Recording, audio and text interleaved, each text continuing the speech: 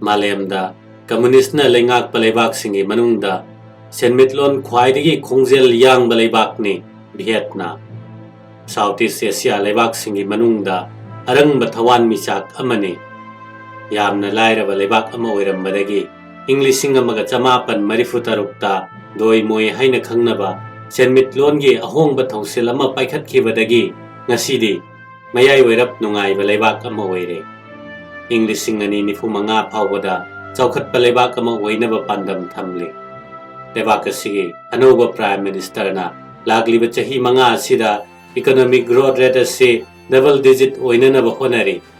lau singuda yumpham thonduna leirakpa mahakki senmitlon ase hojikti services amasung manufacturing sector na mahakki senmitlon gi mamai chumle services sector gi manungda retail trade transportation amasung logistics na khwaidagi chawkali masigi mathangda lam koiba sini chahida lam koiba crore ani makhai changlakli manufacturing da electronics smartphones computers machinery amadi phirol na khwaidagi miram da yonba oiri lau singu umang amadi nga gi sector na apunbagi GDP gi chada tarani thoi khak contribute tawri masi haiduna su sector asina thabak pibada apunbagi saruk ahum thokpagi amadi piribani maru oiri haibani cheng coffee amadi seafood yamna puthokpa leibakni khungangna sahardagi hena chawba leibakni apunba misingi chada kuntrani panna saharda maroina hanoi amadi ho chin min city da aduga lemhoriba chada humphuma thoina khungang singda leiri hanoina chainaga supply chain gi mari yamna leine electronic amadi heavy technology gi safam oiri ho chi min city na galolitic toba karbar macha macha tawfam pirol safam services logistics ta hena mai unsin mafam ni aikhoina Vietnam gi maming hek panbaga wakhal da phaurak pase Vietnam war ni Vietnam war harakpada amuk malem gi khwaidagi sakti leiraba lebak ani ningsinga kane madudi America amasung China ni nasigi khwaidagi sakti leiraba lebak ani asigi tufam ni Vietnam asi mi piktak toba masa phaba afaba makhalgi khulai paidaba karisu khangdaba manba purup asina lebak ani asibu maithiba pibagi wari di tare wari asimakti nasigadi chunaraktre haibayai anobo wari ama lamdam masida muk thorakle madudi senmitlonda makhoigi toba ngamba duni America amasung China ani asina amuk Vietnam bo makhoigi lalolitik tongnanaba makhoiga chananaba kanna honari Vietnam gi wari asi landagi senmitlon chawkhatparom da chatkhre makhoi ahum ase amaga matam amada hatoknaramba uraga thang sanaramba lebak singne asumna muktinarkani ninglode ngaside madu puari oikhre puari du Vietnam singna kawbadi natte khale America ga saunaba songna kiba landa pharakpa lehobu khuzu khulai kaya war museum saduna miyam da ngasi su hali ningsingale China ga makhoiga gi wari museum da ningthina leiri French colony matamgi colonial office building kaya ngak senduna ningthina thamli makhoi adugo anoga mirol singda uhali yenghali makhoiga halaman singi pangal thauna lawsing ningsing hangadabani khali hana sunabagi puari du tungoinaram laga Vietnam na ngasidi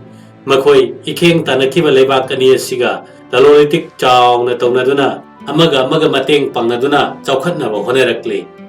puari gi tangkak kayada politics na maram moiduna thokhaningdaba thongdok kaya thokrabasu tungi khalaga ngakpiba kauthokpagi wari ni ingna chikna nungaina leige khalabadi punna hingminnaba mathau tai hojiki matamda puari ga ngasigi punsiga karamna chatminagadage haibasi Vietnam dagi tamba yai puari gi polamna ngasigi mirol da awaba piba natraga pigadaba oirabadi maduna thaiduna thamba mathau tabra khalli loinamak hek kauthokrasi haibadi natte aduna Vietnam war gi wari dagi masigi anobu wari sina hena pamjai Vietnam gi semitlon asi informal sector ni micro small and medium enterprises ni haibadi karbar macha to singi ni kaithel da sorok ta pochai yonba singi ni aikhoiga hairap manai haibatai makoina aikhoigi dagi mi di khara hena yami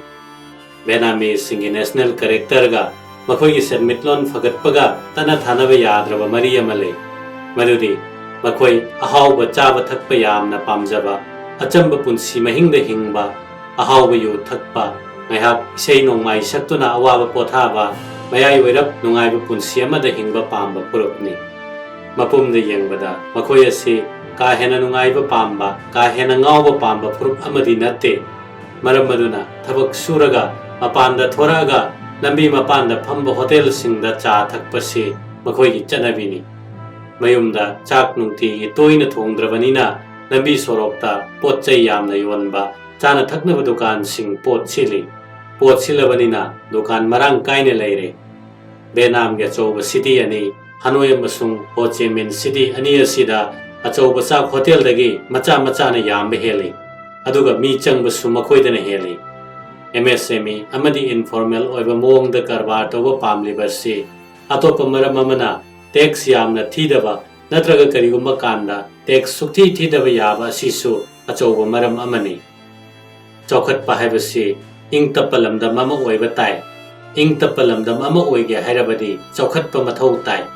wakalona ni asi awang nongpok Bharat amadi Manipur gi chokhat pa gi khanarak pa kanda karam mana hangani haina lauduna khanaduna yenaduna lakle Manipur gi yenglagadi chokhatpana ing tappa purakpadagi hangadabani haina khale maramde Manipur da ing tappa purakpasi matam changadaba moy changdamnabada chokhatpa purakpana laina thuba hengani purup masel gi ongkhatnaba thokpringai gi mamangda chokhatlamjen phana phajana laklamle maduna ing tappa masel gi marakta nungsinaba puraklamlabani adubu madu kaikre hojiki phibam asidi akaiba mingsel ama samjinbaga pangkhak oire haibaya taksi sonjaba natana upai leijade haibaduni wakhalani asida ing tappa laktriba phawba chokhatpa yakhiroi haibasi achumba narrative oide masigi narrative asi hongadabani madu natrabadi ekhoi gi chokhatpa thintagani law and order phatre haiduna ahingi punsi lehandaba achumba narrative natte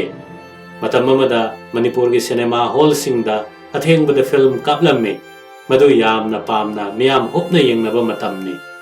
matam adugi Manipur ngasigi Manipur dagi ka hena safaba natte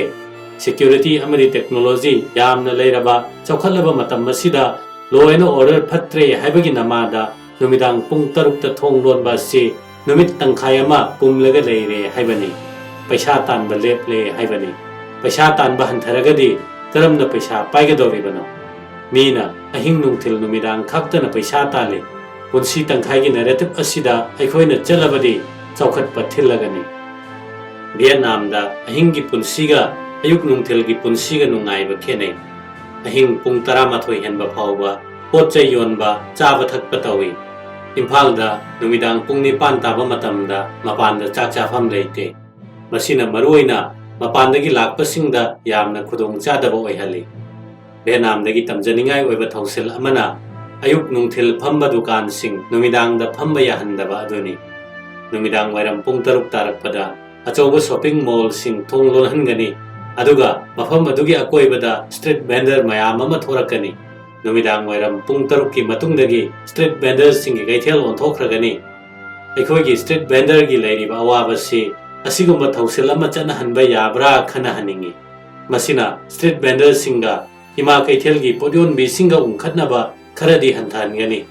street vendor thorakpadagi pochai sitre haibagi complaint hanthalakpa yagani khale thausil asi chanarakpada kanagumba kharagi phurkhau mayeng tagani haiba yorombasu yai aduna masi chatnaba yadaba thausil ama oina uhalakpasu yai potpham di leijadaba pot yolaga paisa tanjaningba mi singisu tanja ama pigani potpham leijaba singisu lambi sorokta yonbagi potchit hanthaba du leiraroi imphal ge koibada ahingi punsi ama thoraktuna hena vibrant oiba night life ama helaktuna Manipur gi law and order phattabagi narrative adu asigumba afaba narrative amada hongdok hanba yaroidra